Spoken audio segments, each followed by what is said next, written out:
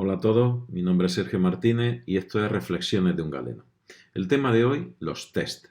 Un verdadero laberinto conceptual que hace que la población en general estemos totalmente perdidos sin entender si son los adecuados, si se están haciendo mucho o poco, si es la solución y qué respuesta nos van a dar.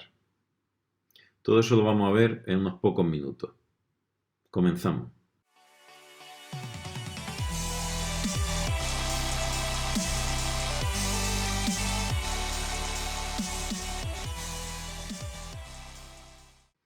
Cuando hacemos los test, respondemos a dos preguntas.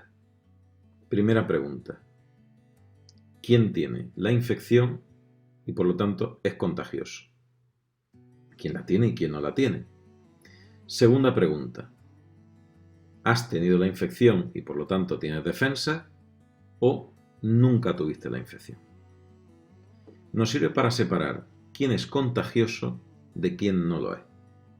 Fundamentalmente a eso responden los test. Y dentro de esa respuesta que nos da para separar quién es contagioso de quién no lo es y de quién no es contagioso, quién tiene defensa y quién no tiene defensa, quién está inmunizado y quién no, se pueden hacer diferentes test. ¿Qué podemos medir en una infección por el coronavirus? ¿Qué test se pueden hacer? Se pueden hacer unos test donde el virus está circulando por el organismo, viene en secreciones, viene en sangre y directamente lo medimos, lo buscamos. Lo que se llama medición de la carga viral. Saber cuántos virus tenemos por ahí circulando por unidad sanguínea. Eso es una prueba que se hace en lugares muy concretos, muy localizados, a nivel experimental en otros casos, pero que no se hace de forma generalizada en la población. A toda la población no se le hacen los test de carga viral. Por lo tanto, nos vamos a olvidar, son los más fiables, es decir, buscar el virus y medirlo directamente, pero eso no se está haciendo, por lo tanto, da igual. ¿Qué se está haciendo realmente? Pues se están haciendo unos test muy fiables que son los test que se llaman de PCR. Veréis las colas de coche o ciertos sitios donde va la gente, se le mete una torunda por la nariz y otra por la boca y eso se analiza en un plazo de 4 o 6 horas, tenemos los resultados. ¿Qué mide esa torunda? Pues esa torunda pretende rescatar parte del material genético del virus y por lo tanto decir si tengo material genético del virus en tus secreciones nasales o en el velo del paladar, en la boca, en el fondo de la boca, tienes la infección.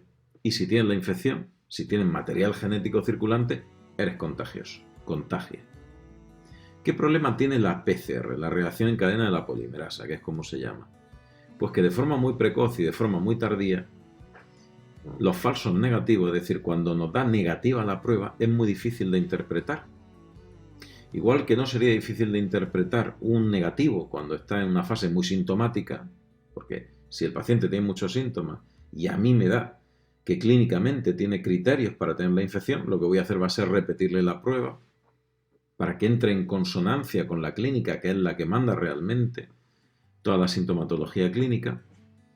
El problema, como estoy diciendo, es que en fases muy precoces y muy tardías, y teniendo en cuenta que hasta un 80% son o poco sintomáticos o asintomáticos, y que solo un 20% son sintomáticos, de los cuales un 5% pueden desarrollar un proceso grave, ingresar en una unidad de cuidado intensivo, como tenemos un 80% que tienen muy pocos síntomas, ahí es muy difícil interpretar cuando la prueba da negativa.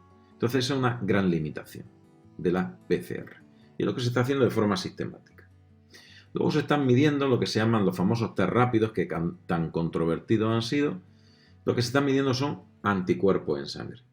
Este tipo de test se basan en una tecnología de anticuerpos monoclonales y son de dos tipos básicamente, miden estructuras de superficie del virus o bien miden la inmunidad, la presencia de anticuerpos en sangre.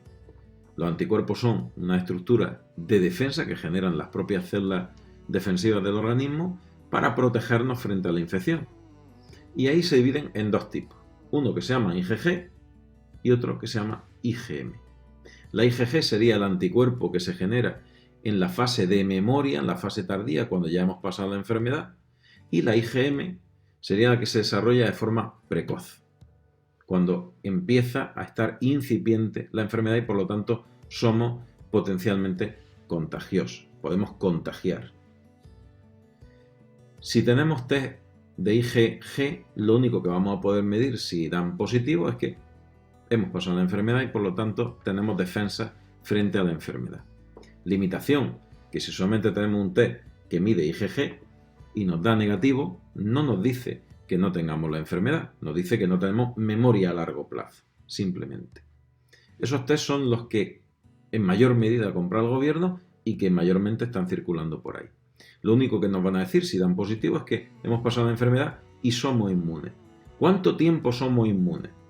Pues no se sabe más allá de 5 meses si permanece o no la inmunidad. Hasta ahora ese es el límite que tenemos, 5 meses. Más allá de 5 meses, el abismo, no se sabe. Puede ser que sigamos con inmunidad o puede ser que no tengamos inmunidad y por lo tanto podamos padecer nuevamente la enfermedad. La IgM. La IgM, si da positivo, dice que tenemos una infección en fase activa, de forma precoz o en toda la fase activa de la enfermedad y por lo tanto somos contagiosos. Son otro tipo de test que tienen la IgG y la IgM. Esos test son menos frecuentes, también se han comprado y están circulando. Problemas que tienen los test rápidos, la baja sensibilidad, en este caso. ¿Y qué es la sensibilidad? La capacidad de detectar una enfermedad o una infección, en este caso, cuando la tenemos. Cuando se hace un screening poblacional y se hacen test a toda la población, ¿qué medimos? ¿Qué queremos medir? ¿Qué pretendemos de un test? Que sea muy sensible. ¿Qué test tenemos? Test poco sensible. Porque si su sensibilidad está en torno al 80%, pues no es una buena sensibilidad. Es una sensibilidad baja. ¿Y eso qué implica? Que vamos a interpretar muy mal a nivel clínico cuando el 80% de los pacientes son o poco sintomáticos o asintomáticos y además nos da el test negativo. ¿Eso qué facilita? Pues que haya un volumen poblacional no despreciable que está por ahí contagiando gente, pensando que son negativos y que no tienen el virus en circulación. Por lo tanto, conclusión y en resumen, copiemos a los que saben. Los que saben son los que han controlado la enfermedad. ¿Y qué han hecho los que han controlado la enfermedad? Llámese Corea, los chinos. ¿Qué han hecho? Los países nórdicos. Test a todo el mundo y de forma secuencial. No sirve hacer solamente una secuencia de test para los 47 millones de españoles, en este caso, en España, porque los negativos se pueden positivizar días después. Por lo tanto, habrá que hacer test a toda la población y cada X tiempo.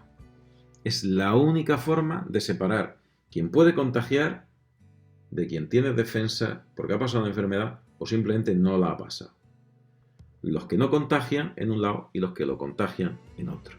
Si no somos capaces de hacer test a toda la población y de forma secuencial, por los motivos que estoy diciendo, no se soluciona el problema.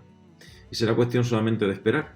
Y en muy poco tiempo tendremos otra epidemia, otra ola de contagio, dependiendo de las medidas que se adopten.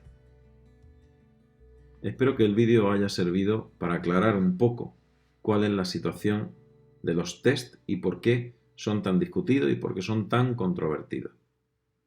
Os espero en el próximo vídeo. Un saludo.